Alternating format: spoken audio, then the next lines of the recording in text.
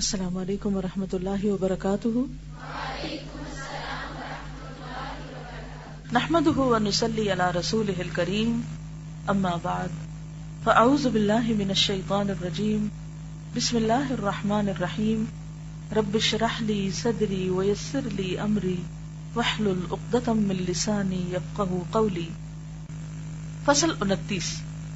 عزت اور ذلت اللہ کے اختیار میں ہے، کیونکہ بہت سے کام انسان لوگوں سے عزت یا اہمیت حاصل کرنے کے لیے کر رہا ہوتا ہے.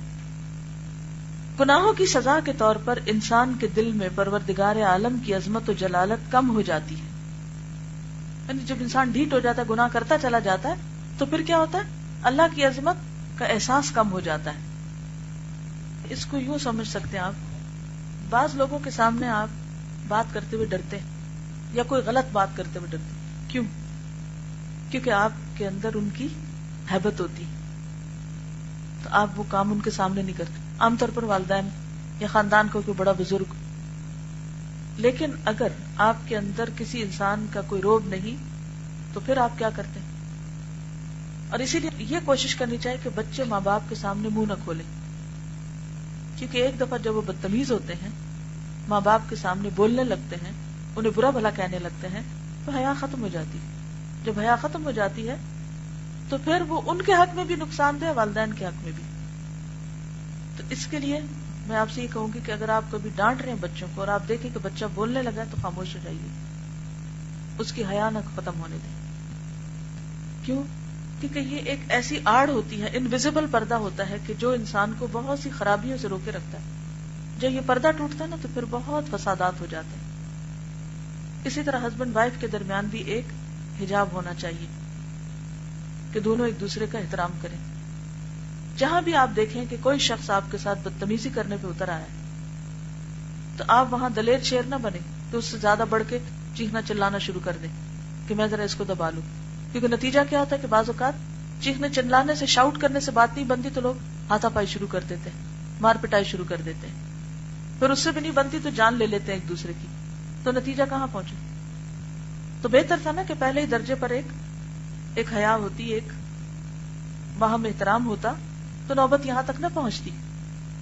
تو حیا ایک ایسی چیز ہے کہ جو انسان کو صغیرہ سے کبیرہ تک جانے سے روکتی ہے، منکرات سے دور رکھتی ہے. تو اسی طرح اللہ سے حیا کا مطلب کیا؟ کہ اللہ کی عظمت کا احساس دل میں ہونا. کیونکہ جب کسی کی عظمت یا بڑائی کا احساس ہوتا ہے تو انسان پھر اس کے سامنے کوئی ایسی بات نہیں کرتا جو اس کو ناگوار ہو. قلب میں اگر اس کی عظمت و ہیبت موجود ہو تو وہ کبھی عصیان و نافرمانی کی جرت نہ کرے. بسا اوقات بعض فریب خوردہ انسان اللہ کی بارگاہ سے بڑی امیدیں رکھتے ہیں اور کہتے ہیں کہ اللہ کے عفو و کرم کی فراوانی ہم سے گناہ سرزد کراتی. پیچھے بھی پڑ چکے ہیں یہ بات. اس کی عظمت و جلالت ہمارے قلوب میں بے پایاں موجود ہے، ذرا بھی کم نہیں ہوتی. لیکن یہ بات ان کے نفس کا ایک خطرناک مغالطہ اور دھوکہ ہے. کون سی بات؟ کہ چونکہ اللہ غفور رحیم اس لیے ہم غلط کام کرتے ہیں. کیونکہ گناہ کرنے والے بندوں کے قلوب میں اگر اس کی عظمت و جلالت اور اس کی محرمات کی اہمیت ہوتی تو وہ گناہ کا ارتکاب ہی کیوں کرتے؟ اس کی عظمت و جلالت، اس کے محرمات کی اہمیت کا احساس بندوں اور گناہوں کے درمیان ایک زبردست دیوار ہے. کیا چیز؟ اللہ کی عظمت و جلالت اور اس کی محرمات یعنی حرام چیزوں کی اہمیت کا احساس انسان کو ان حرام کے پاس نہیں جانے دیتا. یہ دیوار بندوں کو گناہوں سے روکتی ہے. گناہگار در حقیقت حق تعالی اور اس کے اوامر و نواہی کی کوئی قدر و عظمت ہی نہیں سمجھتے. ایسے لوگ اللہ کی قدر ہی کیا کر سکتے ہیں اور ان کے قلوب میں اللہ تعالیٰ کی عظمت و جلالت کیسے پیدا ہو سکتی؟ یہ ایک محال سے محال اور ناممکن سے ناممکن امید ہے. عاصی اور نافرمان بندوں کے حق میں صرف اتنی سزا بہت کافی ہے کہ ان کے قلوب سے اللہ جل جلالہ کی قدر و عظمت ختم ہو جائے. یعنی کسی انسان کی یہ انتہا درجے کی بدقسمتی ہے کہ اس کے دل میں اللہ کی عظمت کا احساس نہ رہے. ٹٹولے اپنے دلوں کو. اللہ بڑا لگتا ہے یا بندے؟ اللہ کا ڈر زیادہ ہے یا لوگوں کا؟ اللہ کی عظمت کا احساس برائی سے روکتا ہے یا لوگوں کی بڑائی کا احساس کچھ کام کرنے سے روکتا ہے؟ آپ اپنے آپ کو خود پرکھ سکتے ہیں، خود پہچان سکتے ہیں کہ کہاں کھڑے ہیں. یہ بہت بڑی سزا ہے کسی انسان کے لیے کہ دل میں اللہ کی عظمت کا احساس نہ ہو. اور اس کے محرمات کی اہمیت باقی نہ رہے، کیونکہ پھر حدیں ٹوٹتی چلی جاتی، دیواریں گرتی چلی جاتی، اور انسان برائیاں پورے دلیری کے ساتھ کرتا ہے۔ کسی بندے کو یہ سزا دی جاتی ہے اور پھر اس سزا سے ایک دوسری سزا تجویز کی جاتی ہے کہ لوگوں کے دلوں سے اللہ تعالیٰ اس کی عظمت و ہیبت نکال دیتا ہے۔ یعنی جب انسان گناہ کرتا ہے، غلط کام کرتا ہے، تو لوگوں کے دلوں سے اس کی قدر، عظمت، ہیبت نکل جاتی۔ جس طرح بندہ احکام الہی کو بے وقت بنا دیتا ہے، اسی طرح وہ خود بھی لوگوں کی نظروں میں ذلیل و بے وقت بنا دیا جاتا ہے۔ پہلے بھی یہ بات ہوئی تھی نا کہ عام طور پر ہم عزت و احترام کس سے چاہنے لگتے ہیں؟ لوگوں سے۔ لیکن عزت و احترام حاصل کرنے کا ذریعہ کیا ہے؟ کہ انسان اللہ کی عظمت کے احساس سے سرشار ہو اور اللہ کے ڈر سے گناہ نہ کرے، گناہوں سے بچے۔ حقیقت یہ ہے کہ بندے کے دل میں جس قدر اللہ کی محبت راسخ ہوگی، اسی قدر لوگ اس سے محبت کریں گے۔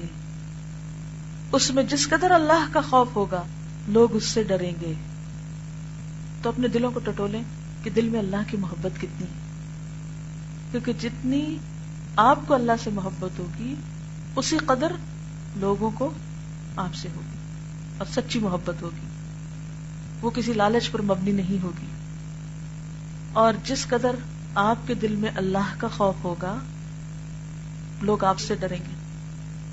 وہ محرمات الہی کی جتنی عظمت و تعظیم کرے گا، لوگوں میں اس کی عظمت و تعظیم ہوگی۔ وَمَن يُعَظِّمْ شَعَائِرَ اللَّهِ فَإِنَّهَا مِن تَقْوَى الْقُلُوبِ۔ حقوق اللہ کی بے قدری کرنے کے بعد یہ کیوں کر ممکن ہے کہ اللہ لوگوں کی نظر میں اسے بے قدر اور ذلیل نہ کرے؟ کیا معاصی اور گناہ کو بے قدر اور بے وقت سمجھنے کے بعد ممکن ہے کہ مخلوق اسے بے قدر اور بے وقت نہ سمجھے؟ خدائے قدوس نے قرآن حکیم میں جہاں معاصی کا تذکرہ کیا ہے، وہاں اس حقیقت کی طرف بھی اشارہ فرمایا ہے کہ ارباب معاصی کے قلوب پر ان کی بداعمالیوں اور بدکرداریوں کی وجہ سے پردے ڈال دیے گئے، گناہوں کی وجہ سے ان کے قلوب پر مہریں لگا دی گئی۔ کلا بل ران علی قلوبہم ما کانوا یکسبون۔ اور انہیں اللہ تعالیٰ نے اسی طرح بھلا دیا جس طرح انہوں نے اللہ کو بھلا دیا۔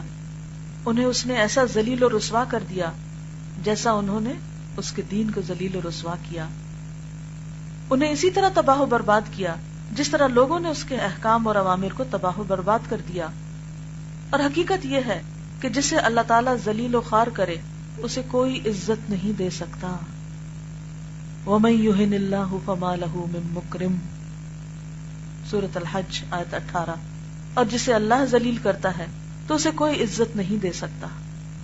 لوگ جب اللہ تعالیٰ کے سامنے سجدہ کرنے کے حکم کی بے قدری اور بے وقتی کریں، یعنی نماز نہ پڑھیں اور سجدہ سے جان چرائیں، تو اللہ تعالیٰ بھی انہیں ذلیل کر دیتا ہے۔ اور جسے اللہ تعالیٰ ذلیل کرے، اس کا اکرام و احترام کون کر سکتا ہے؟ اور جسے وہ قدر اور عظمت دے، اسے کون ذلیل کر سکتا ہے؟ سبحانک اللہم و بحمدک، نشہد ان لا الہ الا انت، نستغفرک و نتوب الیک۔ السلام علیکم و رحمۃ اللہ وبرکاتہ۔